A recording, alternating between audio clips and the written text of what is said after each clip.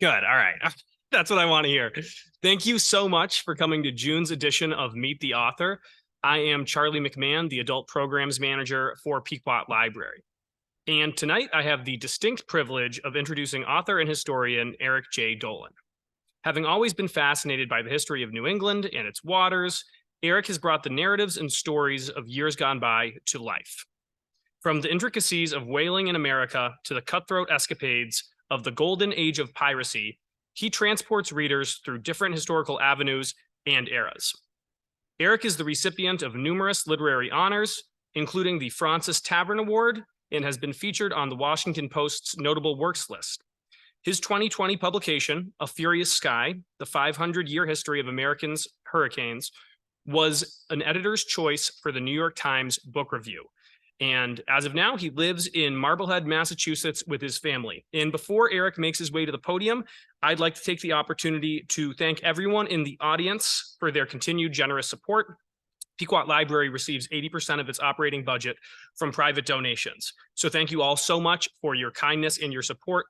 Without further ado, ladies and gentlemen, Eric J. Dolin.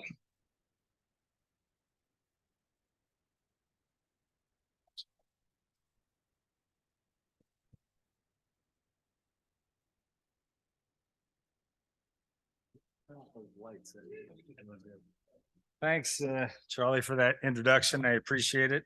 And thanks for coming tonight. I grew up in Stamford, Connecticut, part of my life, and I've never before. Does this thing have to be up here like this? Is that important? The mic? I'm just trying to get it out of my eyesight. Anyway, I've never been in Southport before. Been in Fairfield, and I've been in Westport, but never in Southport. So looks like a lovely little community. But thanks for inviting me. It was late in the day on June 3rd of 1780 when Salem Captain Jonathan Harridan and his privateer, the Pickering, were heading for the friendly port of Bilbao, Spain. The British privateer Achilles, however, was standing in the way. Nobody would have faulted Harridan had he fled in the face of this superior foe. While the Pickering had a crew of 30 men and 16 cannons, the Achilles bristled with 130 men and 43 cannons. Hardly a fair fight, but that's not the way that Harridan saw it. He relished the chance to strike a blow for the revolutionary cause. Turning to the British prisoner who had informed him of the Achilles' might, Harridan said calmly, "I shan't run from her." And he didn't. As the Achilles began its advance, Harridan told his men that though the Achilles appeared to be superior to them in force, he had no doubt that they should beat her off if they were firm and steady and did not throw away their fire. Meanwhile, in Bilbao, word quickly spread that there was about to be an epic battle just offshore, and about 1,000 people ran to the beach to watch the spectacle. Booming broadsides and musket fire filled the air.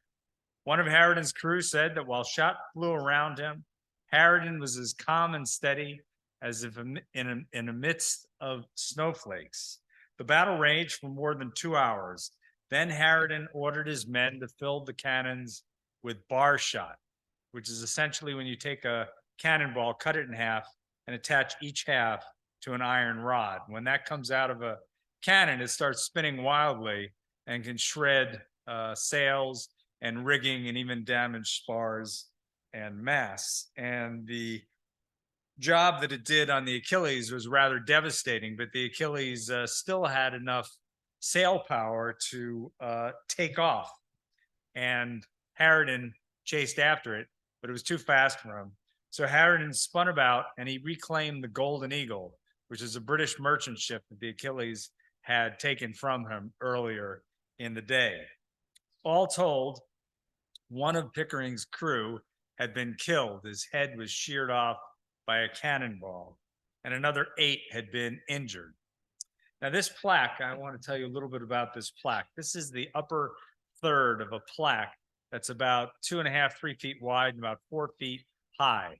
And while I was working on the book, I read about the plaque. It honors the Pickering and Harridan for his deeds across the Atlantic. And it was placed in Salem in 1909 by the sons of the American Revolution. So I live in Marblehead, which is right next to Salem. And it said that it was in the intersection where the witch house is. So I biked over there and I looked at all the houses. I found a bunch of historic plaques, but I didn't see this one. So I rode back home and I called the local historian and said, "What happened to the plaque?" And she started laughing. She said, "It's down the street in a Korean barbecue restaurant." And I said, "Okay." So keep in mind, this is during COVID. I got back on my bike. I went over to the restaurant. I walked in. There was nobody in there. She was so excited. She thought I was there to buy food. But I said, "No, I'm actually here to see that plaque behind your head."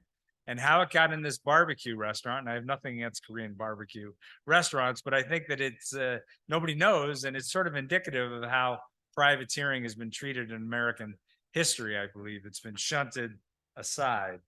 Now, Harridan remained in Bilbao for 2 months before heading back to Salem, and across the Atlantic, he captured 3 more British ships, which were sent into Salem. And when he arrived back in port, the owners of the Pickering decided to honor their intrepid captain with this tankard and 2 silver mugs that accompany it. And as you can see, it's got the image of the Pickering inscribed on the side, as well as Harridan's initials. Now, during his tenure in the Massachusetts Navy and as a privateer, Harridan took many prizes. He brought back hundreds of British cannons and at least as many British prisoners.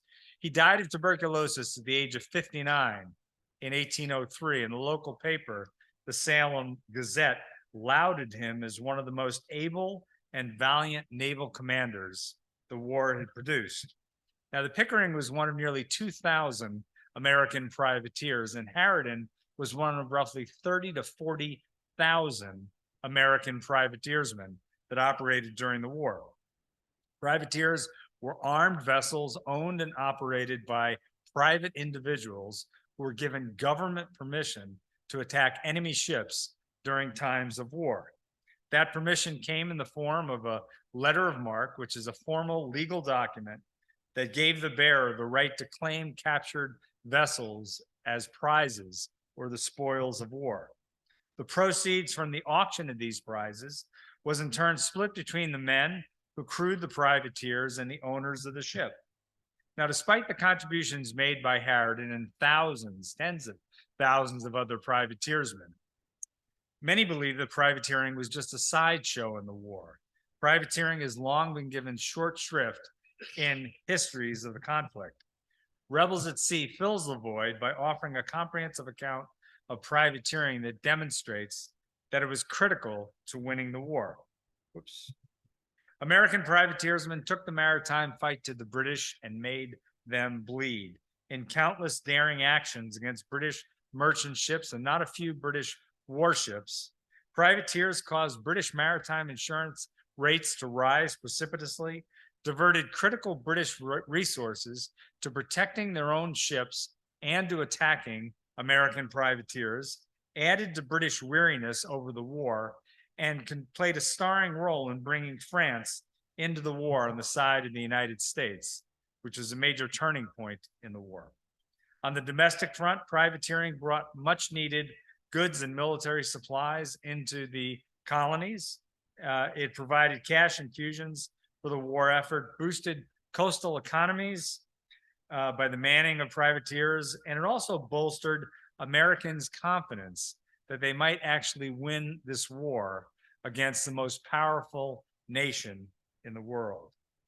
Thousands of books have approached the revolution from every possible angle. Rebels at Sea places privateers at the very center of the war effort. It demonstrates that when the United States was only a tenuous idea, they stepped forward and risked their lives to help make it a reality. In fighting against the British on the seas, the Americans relied on 4 different maritime forces. There were state navies, Washington's secret navy, which only operated for about a year and a half at the beginning of the war, the Continental Navy, and privateers. And of these 4, privateers were by far the most numerous and the most effective. capturing somewhere in the neighborhood of 1,600 to 1,800 British prizes that were worth many millions of pounds. Now, Massachusetts was the first colony to authorize privateering. It did so on November 1st of 1775, and the importance of the Massachusetts privateering law became more apparent in hindsight. About 35 years after the end of the American Revolution, John Adams would write that the passage of the Massachusetts Act is one of the most important documents in history. The Declaration of Independence is a trifle in comparison with it. New Hampshire and Rhode Island followed suit in early 1776 with their own privateering statutes. At the same time, pressure was mounting on the Continental Congress to come up with their own privateering law so that the colonies didn't have to do it in a piecemeal-like fashion, and any colony could send out privateers. And Congress did pass their own privateering resolution on March 23rd of 1776. With their capital tied up at the docks, ship owners eagerly pursued privateering. The prizes brought in provided goods that they could sell. And this guy, if you've ever been to Salem and you've seen Derby Wharf or Derby Street, it's named after this gentleman. He's purportedly the first millionaire in the United States. Much of his money came from privateering and other merchant activities. That picture, although you won't see it, it's at the Peabody Essex Museum. The thing I find interesting about him, other than his business success, is that he had one blue eye and one brown eye. Just thought that was kind of neat. I've only met one other person in my life who has that. Now, and I didn't meet him, obviously. But anyway, many men invested in privateers. Indeed, privateering spurred a speculative frenzy across the colonies. Among the more illustrious speculators were Generals George Washington, Nathaniel Greene, and Henry Knox. And I'm actually going to Maine later this summer on the annual Henry Knox speaker. So I've never seen his house either. So that'll be fun to go there in August. And Paul Revere also invested in privateers. Now, privateer captains would usually be known to the owners of the ships. And one of them was Elias Davis Sr. here. Now, it's important for this story for you to remember, again, that I wrote this book during COVID. My wife was working from home. My son came back from college. My daughter, who's a literary agent in New York City, came back home for more than a year. And I have to tell you, they were the worst coworkers I've ever had, because I like to take a lot of breaks. I like to talk. They're very serious people, and they work very hard during the day. And when I would emerge from my little office, they would often send me back in there until 5 o'clock when we could make dinner and crack open a bottle of wine. But anyway, my daughter, who was single at the time, still is. I'm not making a pitch for her, but I'm always trying to get her interested in my books. My son hasn't read any of my books. He's a cybersecurity professional, and my daughter has only read one of my books. So I called Lily in when I came across this picture, and I said, Lily, take a good look at Elias here. He's a privateering captain. And Lily took a good long look at Elias, and she said, you know, Dad, I could really get into privateering. So, and she actually has read the book, although I hope she doesn't marry a privateer. No, private would be fine, but there aren't any around. Now, while crewmen were sometimes known by the men, known by the owners prior to being hired, most of the time they weren't. And what the owners had to do is they had to do something, stage something called a hearty welcome, where they basically invite anybody down to the local pub where they could drink as much as they wanted to and sign the articles of agreement for the privateer. Now, black men served on many privateers. Some were freemen. One of those is Philadelphian James Fortin. At age 14, he signed on to the Pennsylvania privateer Royal Lewis. And actually, I spoke at the Museum of the American Revolution just last week as part of a program focusing on James Fortin. So that was interesting. Anyway, Fortin's job was to bring gunpowder from the ship's magazine to the cannons. The cruise of the Royal Lewis was a triumph, captured 7 prizes, brought them back to Philadelphia, earned some money. So James Fortin decided to sign on for a second cruise with the Royal Lewis. And in hindsight, he shouldn't have been so eager.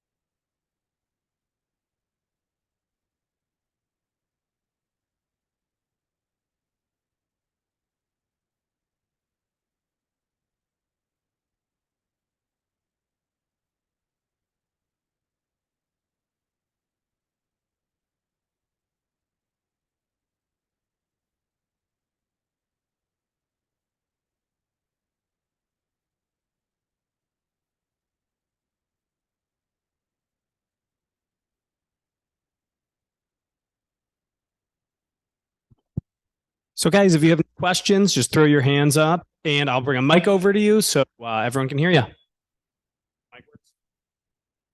What's the name of the next book? Yeah, I have a superstition about that. I'm not gonna tell you. It's not for you personally. It's just, I don't let anything know the name until a couple months before the book comes out. Then it goes, there's also notices in the trades and stuff like that. It's only because, I'll tell you a funny story. Titles, believe it or not, are not copyrighted. I could write a book called God of the Wind tomorrow. No problem. I couldn't copy 4 paragraphs out of God of the Wind, but titles you can't restrict. However, I wrote a book a long time ago called Leviathan, the history of whaling.